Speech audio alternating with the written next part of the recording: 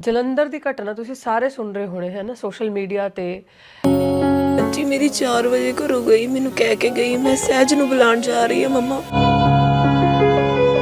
एक दरिंदे बंदे ने दरिंदगी करके बच्ची नू खत्म किया। 22 नवंबर की रात को पंजाब के एक शहर जलंधर में एक ऐसा भयानक हादसा हुआ जिसके बारे में शायद कोई सोच भी नहीं सकता था। 13 साल की एक लड़की अपने पड़ोस की एक सहेली के घर खेलने जाती है अपनी माँ को ये कहकर कि वो कुछ देर में लौट आएगी। लेकिन उस बच्ची को भी नहीं पता था कि उसकी सहेली का पिता ही उसके साथ इतना घटिया काम कर देगा। जी हाँ, मैं बात कर रहा हूं जलंधर में हुए उस 13 साल की बच्ची के केस की। तो पहले वीडियो देखते हैं फिर बात करेंगे।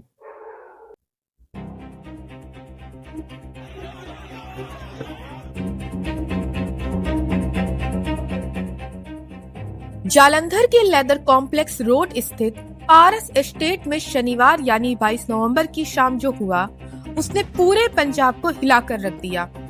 13 साल की मासूम एक ऐसी बेरहमी का शिकार बनी जिसकी कल्पना भर से रूह सहम गई। रोज की तरह सहेली से मिलने घर से निकली ये बच्ची अब कभी वापस नहीं लौटेगी, ये किसी ने नहीं सोचा होगा। वहीं कुछ घंटों बाद जब उसकी निर्जीव देह पड़ोसी के बाथरूम में मिली तो गुस्से, दर्द और पुलिस लापरवाही के आरोपों ने इलाके का माहौल रात भर उफान पर रखा। ऐसे में अब ये सिर्फ एक वारदात नहीं बल्कि समाज के भीतर बैठी उस खामोशी की कहानी है जो मासूमों की चीखें सुनकर भी देर से जागती है।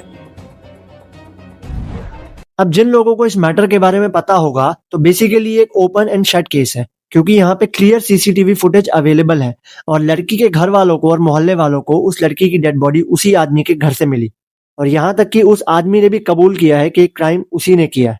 वैसे तो ये मुद्दा ऐसा है कि इसके बारे में बात करने के लिए शायद शब्द भी कम पड़ जाए, लेकिन आज का इंसान इतना नीचे गिर चुका है, वो इतना नीच हो चुका है कि अगर उसके लिए हम घटिया से घटिया गाली का भी इस्तेमाल करें आज उसके लिए वो भी छोटी है।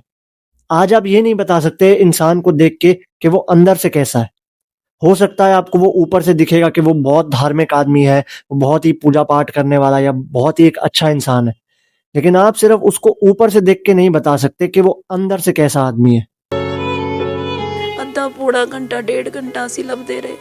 ਜਦੋਂ ਮੇਰੀ ਧੀ ਨਹੀਂ ਲੱਭੀ ਅਸੀਂ ਸੀਸੀਟੀਵੀ ਕੈਮਰੇ ਚੈੱਕ ਕੀਤੇ ਸਾਰਿਆਂ ਦੇ। 10-15-20 ਮਿੰਟਾਂ ਤੱਕ ਮੈਂ ਰਿਕਾਰਡਿੰਗ ਦੇਖੀ, ਮੇਰੀ ਧੀ ਉਹਨਾਂ ਦੇ ਘਰੋਂ ਬਾਹਰ ਨਹੀਂ ਆਈ। ਆਪਣੇ ਬੇਟੇ ਨੂੰ ਫੋਨ ਕੀਤਾ, ਮੈਂ ਕਿਹਾ ਤੂੰ ਨਾ ਜਾ ਕੇ ਫੋਨ ਕਰ ਪੁਲਿਸ ਵਾਲਿਆਂ ਨੂੰ। आपको पता है जिस आदमी ने अपराध किया है वो एक सिख था, और खास करके अमृतधारी सिख। तो अमृतधारी सिख वो होते हैं जिन्होंने अमृत धारण किया होता है और जो अपने आप को पूरी तरीके से खालसा को समर्पित कर देते हैं।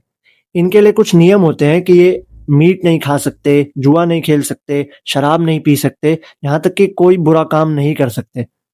और आप सोचिए कि सिख वो लोग हैं जो आज भी हमारे सोसाइटी के सबसे टॉप ऊंचे लोग माने जाते हैं, चाहे हमारी आर्मी में हो या किसी भी फील्ड में हो। जब भी बात आती है सिखों की तो सबको लगता है कि अगर सिख है तो वो हमारी रक्षा करेगा, सिख है तो इसका मतलब वो बंदा कोई गलत काम कर नहीं सकता।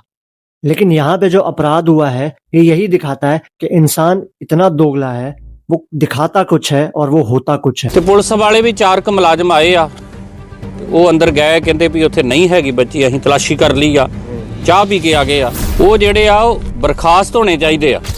मैं इस केस के ज्यादा डिटेल में नहीं जाऊंगा। मैं जो बताना चाहता हूँ वो ये है कि जब मैं ये वीडियो बना रहा हूँगा तब हमारे देश के किसी दूसरे कोने में ऐसा घटिया काम हो रहा होगा। जब आप ये वीडियो देख रहे होंगे तो उस समय देश के दूसरे शहरों में या किसी दूसरे राज्य में लोग अपने मोबाइल पर कोई घटिया फिल्म या घटिया रीलें देख रहे होंगे। आपको पता है आम आदमी की सबसे बड़ी प्रॉब्लम क्या है? वो तब जागता है, वो तब गुस्से में आता है जब ऐसा कोई घटिया काम हो चुका होता है। वो उस समय नहीं जागता जब ये चीजें पर्दे के पीछे शुरू हो रही होती हैं। आपको क्या लगता है ये कोई पहला केस है, दूसरा केस है या तीसरा केस है? ऐसे हजारों केस हमारे देश में हो चुके हैं और कितने केस तो ऐसे हैं जो आज तक कभी मीडिया के सामने आए ही नहीं।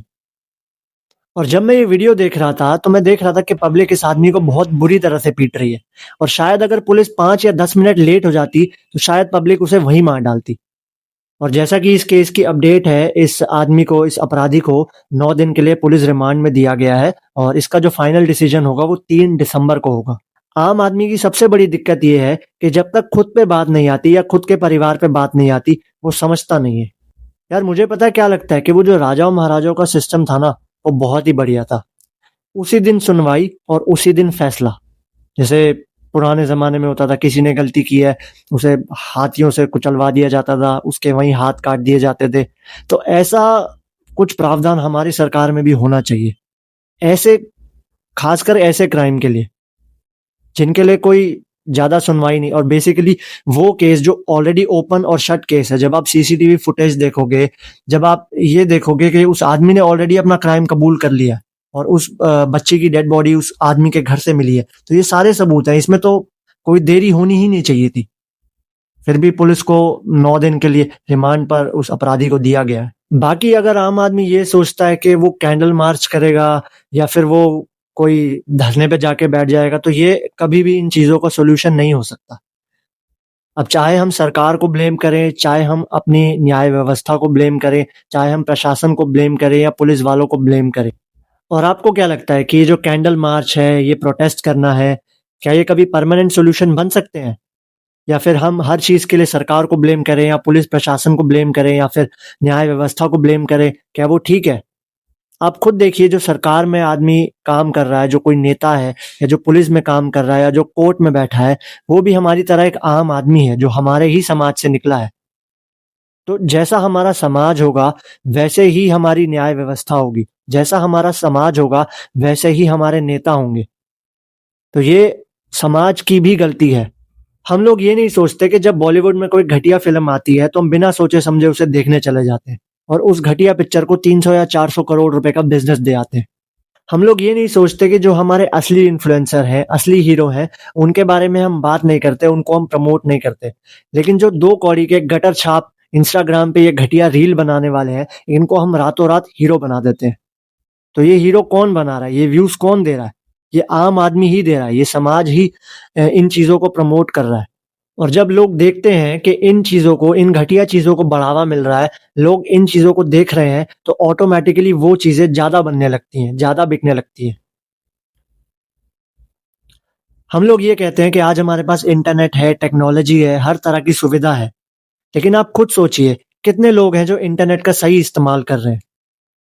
अगर आपको कभी किसी अनजान आदमी का फोन चेक करने को मिल जाए, तो आप देख के हैरान हो जाएंगे कि वो अपने फोन में पूरे दिन क्या देखता है, क्या सर्च करता है। और मुझे कभी-कभी लगता है कि वो जो पुराने लोग थे, उन्होंने जानबूझ के ऐसी इंटरनेट या कोई एडवांस टेक्नोलॉजी डेवलप नहीं की थी, क्योंकि उन्हें पता था कि इंसान हरामखोर है। उसको जितनी सुविधा देंगे, वो उतना हरामखोर बनेगा। बाकी जो लोग बोलते हैं कि हमारे देश में करप्शन नहीं है, भैया आंखें खोल के आप देख लो थोड़ा। और मैं तो यही कहूँगा कि इस अपराधी को कड़ी से कड़ी सज़ा होनी चाहिए। और बस अब मेरे पास और कुछ नहीं है बोलने के लिए।